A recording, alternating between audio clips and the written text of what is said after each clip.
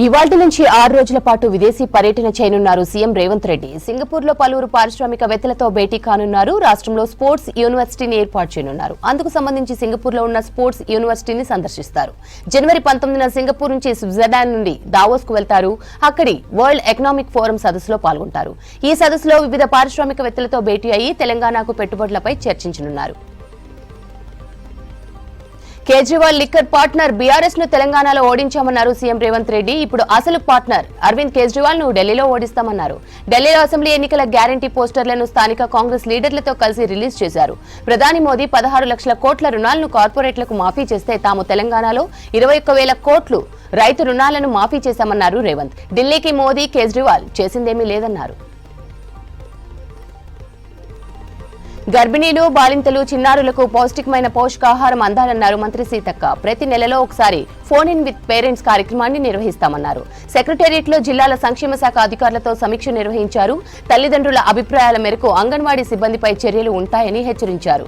దివ్యాంగుల పరికరాల కోసం 50 కోట్లు ఖర్చు చేస్తున్నామన్నారు. గురుకులాలపై బీఆర్ఎస్ నేతలు దుష్ప్రచారం చేస్తున్నారని మండిపడ్డారు.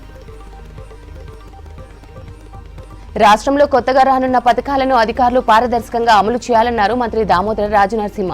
ఇంద్రమ్మ కమిటీలు, జిల్లా అధికారులు, ప్రజాప్రతినిధులు గ్రామ సభల్లో పాల్గొనాలని సూచించారు. మంత్రి జూపల్లి కృష్ణారావుతో కలిసి మహబూబ్ నగర్ కలెక్టరేట్ లో సమీక్ష సమావేశం నిర్వహించారు. అర్హులకు ప్రభుత్వ పథకాలు అందేలా అధికారులు అన్ని చర్యలు తీసుకోవాలన్నారు.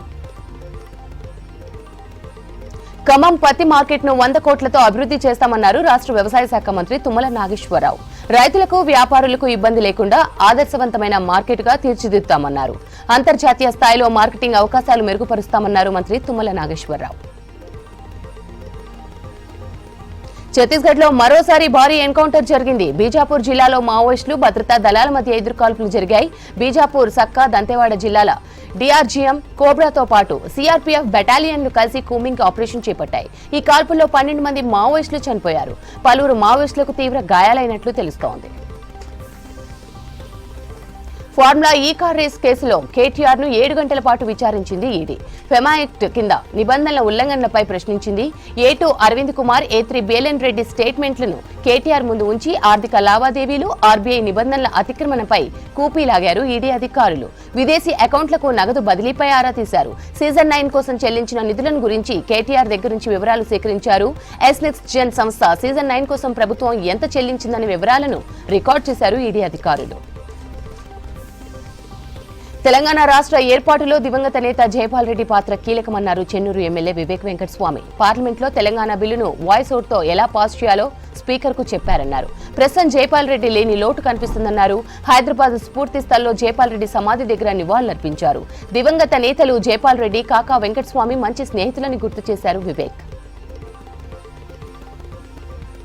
బీఆర్ఎస్ చేసిన దొంగతనాలు, విలీనాలు మర్చిపోయి కాంగ్రెస్ పార్టీలో చేరిన ఎమ్మెల్యేలపై పిటిషన్ దాఖలు చేస్తున్నారని విమర్శించారు ఎమ్మెల్సీ బల్మూరి వెంకట్. కేసీఆర్ ప్రజాస్వామ్యాన్ని కూనీ చేసినప్పుడు హరీష్ రావు ఎందుకు మాట్లాడలేదని ప్రశ్నించారు. బీఆర్ఎస్ హయాంలో ప్రతిపక్షం లేకుండా చేశారన్నారు. కాంగ్రెస్ ప్రభుత్వం సీఎం రేవంత్ రెడ్డి పాలనను ప్రజలు హర్షిస్తుంటే బీఆర్ఎస్ అడ్డుకునే ప్రయత్నం చేస్తోందని ఫైర్ అయ్యారు. 6 గ్యారంటీల పేరుతో ప్రజలను కాంగ్రెస్ సర్కార్ ప్రజల్ని మోసం చేసిందన్నారు కేంద్ర మంత్రి బండి సంజయ్. రాష్ట్రంలో 6 గ్యారంటీలు అమలు చేసినట్లు ఢిల్లీలో సీఎం రేవంత్ రెడ్డి తప్పుడు ప్రచారం చేస్తున్నారని మండిపడ్డారు. విద్యా భరోసా కార్డు, 15,000 రైతు భరోసా, 4,000 పింఛన్లు ఏవీ అమలు చేయలేదన్నారు. హర్యానా, మహారాష్ట్రలో 6 గ్యారంటీల వల్లే కాంగ్రెస్ ఓడిపోయిందని విమర్శించారు.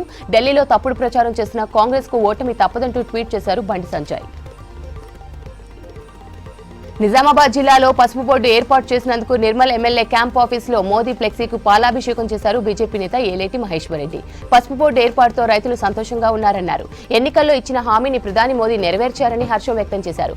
మోదీ పాలనలో దేశం ఎంతో ప్రగతి సాధించిందన్నారు ఏలేటి మహేశ్వరరెడ్డి.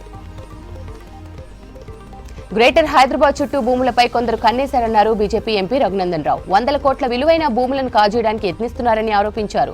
సంగారెడ్డి, రంగారెడ్డి జిల్లాల్లోని శంకర్పల్లి, రామచంద్రాపురం మండలాల దగ్గర భూ వివాదం కొనసాగుతుందన్నారు. 85 ఎకరాలను ప్రైవేట్ కంపెనీకి ఎలా అప్పగిస్తారని ప్రశ్నించారు. భూ కబ్జాలపై డీజీపీకి ఫిర్యాదు చేస్తామన్నారు.